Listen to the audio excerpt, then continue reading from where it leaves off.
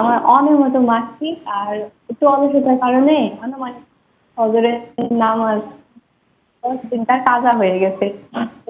মানে কাজা তোলা লাগবে। এই যে আমরা শারিয়া রুকিয়ার কথা বলছি বা যে সকাল সন্ধ্যা জিকির আজকার আছে ইসলাম যে আমাদেরকে দিয়েছে, এই বিষয়গুলো আমাদের মা বোনেরা ওই যে পিরিয়ডের সময় পড়তে পারবে কিনা, জিকির হিসাবে, দোয়া হিসেবে, কোরআন আয়াত তেলাওয়াত হিসেবে না? হ্যাঁ, তেলাওয়াত হিসেবে পড়া যাবে না, কিন্তু যদি আপনি দোয়া হিসেবে পড়েন সেটা পড়া যাবে, সেখানে কোনো পড়া যাবে। বাধ্যবাধকতা নেই। এখন উনি বলছেন অনিয়মিত পিরিয়ড হয়, এখানে ইসলাম আমাদের কি সমাধান দিয়েছে, তার কি করণীয়? আসলে প্রত্যেকটা মেয়েদের একটা নির্দিষ্ট সময়সীমা নিজেরাই জানা থাকে। ওই সময়সীমাটাকে ধরেই আপনাকে পবিত্র থাকতে হবে। যদি কখনো এরকম সময়সীমা পার হওয়ার পরও রক্তপাত হয় বা আপনাকে এরকম তখন একাধিকবার হয়, অসুস্থতার একাধিকবার কারণে হয়, তখন হয়। আপনি এটাকে বলা হয় ইস্তেহাজা, অসুস্থতা। ইস্তেহাজা, হ্যাঁ? রোগ হয়ে গেছে। তখন রোগের সময় আপনি প্রতি ওয়াক্তে ওযু করে নিতে হবে। প্রতি ওয়াক্তে ওযু করে সালাত কমপ্লিট করতে হবে। জি, তার মানে আপনার হ্যাঁ। যে বলা হয় যে সর্বনিম্ন 3 দিন, 3 রাত, সর্বোচ্চ 10 দিন, আর একটা মাত্র 15 দিন আছে।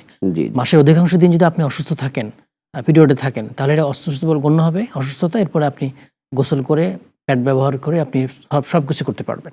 আর প্রত্যেক অক্তের জন্য আপনি ব্যবহার করতে পারবেন। জি, আরেকটা বিষয়ে মা বোনদেরকে বলে রাখা উচিত, এটা অনেক মা বোনদের মধ্যে এই বদঅভ্যাসটা আছে। আমার পিরিয়ড শেষ, আমি নিশ্চিত।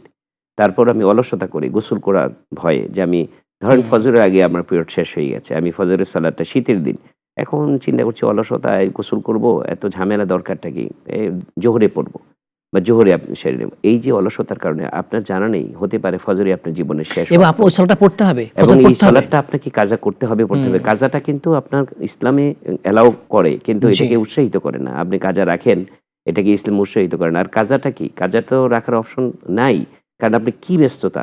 সলাতের মতো গুরুত্বপূর্ণ ইবাদতের চাইতে আর কি ব্যস্ততা আপনার আপনি যে থাকতে পারে? পবিত্র হয়ে গেছেন, আপনার জি, ফজর পড়তে হবে এখন। জি, ফজর আপনাকে ছুটে, যদি আপনি পবিত্র হন তাহলে কি আপনি গোসল ফজরের পরেও যদি গোসল করা সম্ভব হয়, যখনই আপনি পবিত্র হবেন, জোহরের আগে যখনই পবিত্র হবেন তখনই ফজরের সালাতটা আগে পড়তে হবে। পড়তে হবে। জি, কাজাটা তুলে নিতে আর হবে। আপনার উচিত ছিল আগেই গোসল করে সালাতটা পড়ে নেওয়া জি, ফজরের উচিত আগে। ছিল এটাই।